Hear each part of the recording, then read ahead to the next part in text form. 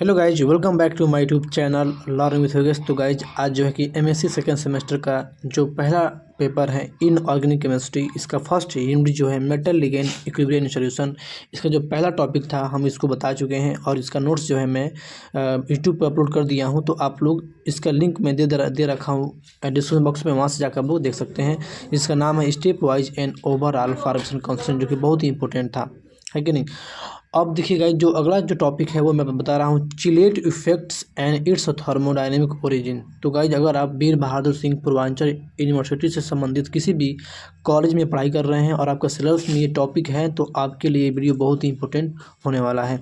तो chelate effect जो है बहुत ही इंपॉर्टेंट है और आसान भाषा में मैं आपको नोट्स बताऊँगा, इसका नोट्स दूंगा। तो आप लोग प्लीज़ इस वीडियो को लास्ट देखिएगा, कितना इंपॉर्टेंट ये टॉपिक है आप लोग समझ जाएंगे जब आपको एग्जाम आएगा। तो बहुत ही इंपॉर्टेंट टॉपिक है क्योंकि एग्जाम में आया हुआ क्वेश्चन है और आएगा भी। तो चलिए इसके बारे में बताते हैं और सिंपल लैंग्वेज में आपको मैं नोट्स प्रोवाइड करता हूँ। तो गाइज यहाँ बता सकते हैं चिलेट इफेक्ट जो टॉपिक आ चुका है और ये खुद का मेरा नोट्स है। तो यहाँ पे देखिए इसका मतलब क्या है कि a chelated complex is more stable than the similar non chelated complex. कह रहा है जो चिलेटेड कॉम्प्लेक्स होते हैं वो स्टेबल ज़्यादा होते हैं जो कॉम्प्लेक्स नॉन चिलेटेड होते हैं। जैसे कि मान लीजिए यहाँ पे NiEn का whole thrice 2+ is more stable than NiNH3 का होल 6 2+, जो है कि En3 जो है Ni जो En का होल थ्राइस है ये मोर स्टेबल है, NiNH3 का होल 6 2+ से ज़्यादा स्टेबल है। बिकॉज इसमें जो है चिलेटेड पाया जाएगा, चिलेट पाया जाएगा। जो लिगेंड है चिलेट के थ्रू जोड़ेंगे, इसमें ऐसा नहीं होगा। क्यों होगा बताएंगे। तो इसी इफेक्ट को बोलते हैं chelate effect. This is known as chelate effect, this is known as chelate effect. अब क्या होगा इसके बारे में थोड़ा बताएंगे। तो अकॉर्डिंग टू सिडविक के अनुसार जो है, if one metal ligand bond of a chelated complex is broken. कह रहा है कि सिडविक के अनुसार अगर किसी भी कॉम्प्लेक्स का मेटल लिगेंड जो बॉन्ड होता है ब्रेक होता है, then the remaining bond can be restabilise. तो जो बचे हुए बॉन्ड होते हैं वो अपने आप से क्या होते हैं, रीएस्टेबलाइज हो जाते हैं। किसमें, चिलेटेड कॉम्प्लेक्स में, है ना।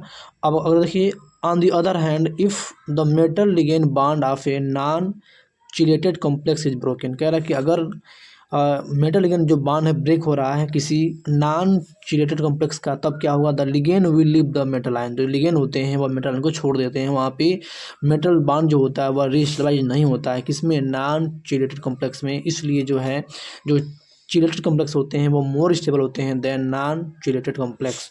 तो ये कहेंगे this explain greater stability of a chelated complex than similar non chelated complex. तो ये बहुत ही आसान भाषा में बता चुका हूँ मैं आपको।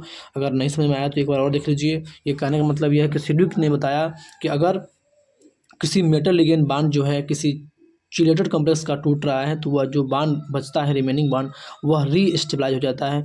अगर दूसरे भाषा में बात करें, अगर वही बॉन्ड किसी नॉन चिलेटेड कॉम्प्लेक्स में ब्रेक होता है तो वह जो लिगेंड होता है, अगर लिगेंड और मेटल के बीच जो बॉन्ड टूटता है तो लिगेंड जो होता है मेटल को छोड़ कर चला जाता है, निकल जाता है, जिसके कारण उसकी स्टेबिलिटी घट जाती है। तो ये बहुत ही आसान मैं बता चुका हूँ। अब आगे जो इसका टॉपिक है ये है इट्स थर्मोडायनेमिक ओरिजिन। तो कैसे इसको समझाएंगे हम, इसके बारे में थोड़ा देख लेते हैं। तो this effect can be understand by considering the following thermodynamic relationship. तो हम जानते हैं -RT ln बीटा बराबर डेल्टा G नॉट बराबर delta H not minus T delta S, जो कि बताया गया होगा। ये जो फिजिकल केमिस्ट्री का है, डेल्टा G को बोलते हैं standard free Gibbs energy, and H जो होता है एंथैल्पी, और T जो होता है एब्सोल्यूट टेम्परेचर, और डेल्टा S जो होती है एंट्रोपी होती है, जैसे बताया गया होगा आपको। तो इस जो हमारा लेसन है इसी के अनुसार हम समझाते हैं कि इसकी थर्मोडायनेमिक ओरिजिन क्या होता है, इसके बारे में थोड़ा बताते हैं, इसके बारे में बता देंगे। अगला देखिए इसी में थोड़ा सा, enthalpy change between chelated and non chelated complex is small. जो एंथैल्पी चेंज होता है वो बहुत स्मॉल होता है due to similar metal donor atom bonds. ठीक, इतना बोल देना है। क्योंकि होता है क्योंकि जो मेटल डोनर होते हैं वो सिमिलर होते हैं।